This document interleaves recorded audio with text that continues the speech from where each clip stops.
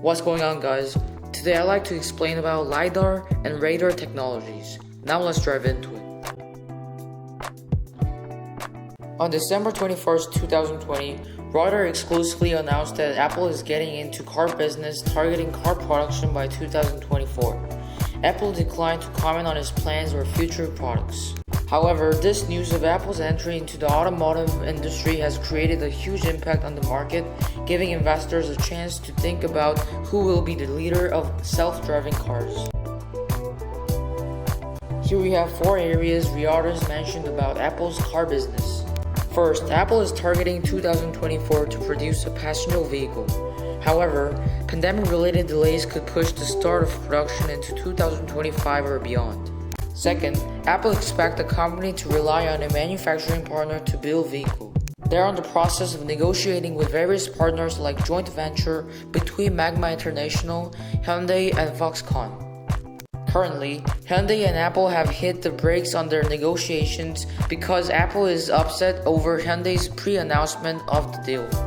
Third, Apple plans to use a unique monocell battery that bulks up the individual cells in the battery and frees up space inside the battery pack by eliminating pouches and modules that hold battery materials.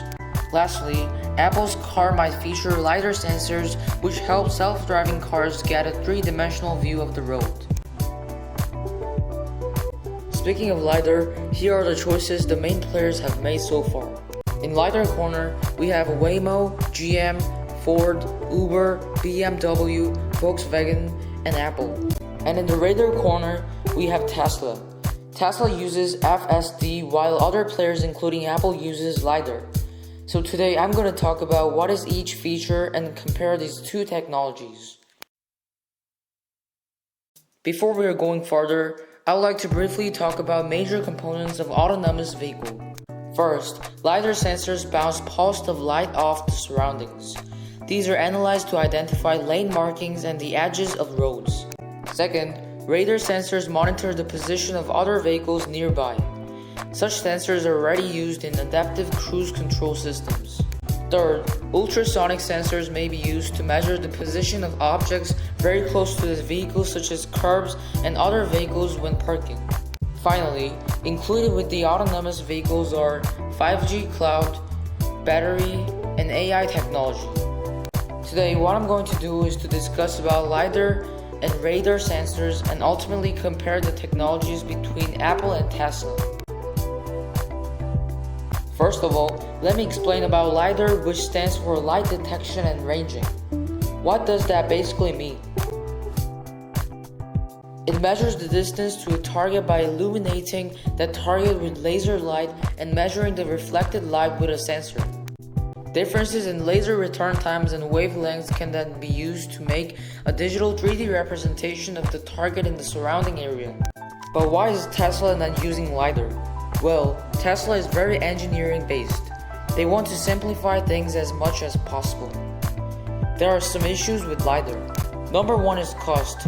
Cost can drop dramatically over time, but the cost of LiDAR needs to get down to $50 to $200 in order for it to be feasible in the mass market. Second reason why Tesla doesn't use LiDAR is design. LiDAR is spinning outside of the vehicle, which means it's easier to damage and it ruins the design of the car. It needs to be seamlessly integrated into the bumper.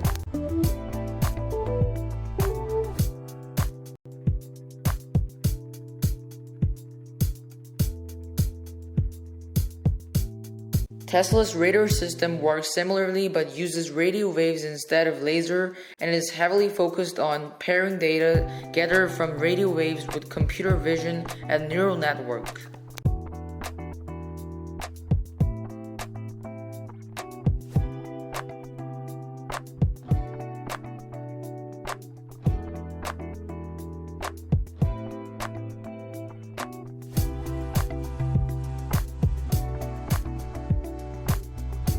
So here we have the chart that shows pros and cons for LiDAR and radar.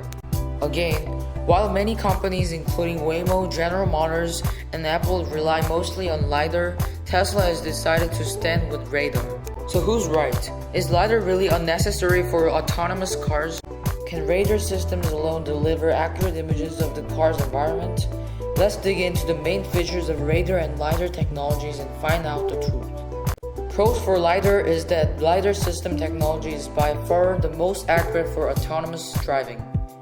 Regarding cons, they can't deliver accurate images of surrounding in fog, snow, or dust. The main disadvantage of LiDAR system technology is its price.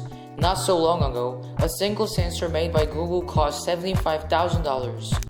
And even though the company has dropped the price by 90%, LiDAR sensors are still less affordable for auto manufacturers than any other kind of sensors.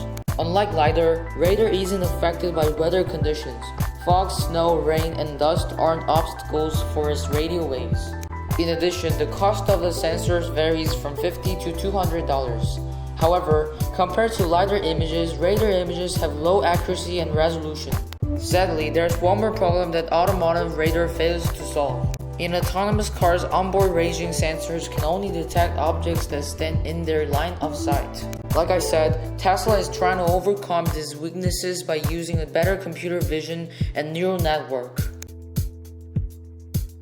Based on Big Idea 2021 by ARK Investment, there are 3 autonomous strategies. They are Tesla's camera-based with radar sensor, Waymo's LiDAR, and Baidu's Apollo. Tesla's technology is more scalable, while Baidu's Apollo is most rigid and least scalable out of 3 options. Personally, I've already invested Tesla, Google, and Baidu. But today I would like to introduce 2 LiDAR stocks, Velodyne and Luminar. Velodyne LiDAR and Luminar Technologies, 2 companies that specialize in LiDAR technology, went public in year 2020. Velodyne has largely focused on high-performance, high-cost LiDAR sensors. The company's sensors are typically used in prototype self-driving cars and other relatively lower volume applications such as research and development. Velodyne has 3 production line locations and other patents. Luminar, on the other hand, is focused on building sensors that can be used in mass-market vehicles targeting Level 3 market. The company's sensors are expected to hit the sweet spot for automakers, costing under $1,000 per unit while offering very strong performance relative to their price. Here we have the chart that shows revenue trend of both companies. As you can see, Luminar revenue continues to grow due to its aggressive price. But I haven't invested in these companies. Like I said, I have invested Tesla, Google, and Baidu. I'd like to introduce Baidu stock in the next episode. Finally, here we have the chart that shows my portfolio as of February 14, 2021. That's it for today's episode. Today I've discussed about LiDAR and radar technologies. Next time I would like to talk about my investment ideas for Baidu stock and Apollo is open source autonomous driving platform. Make sure to smash like button below and comment down your suggestion for my future videos. Stay tuned and see you guys later in the next episode. Peace out.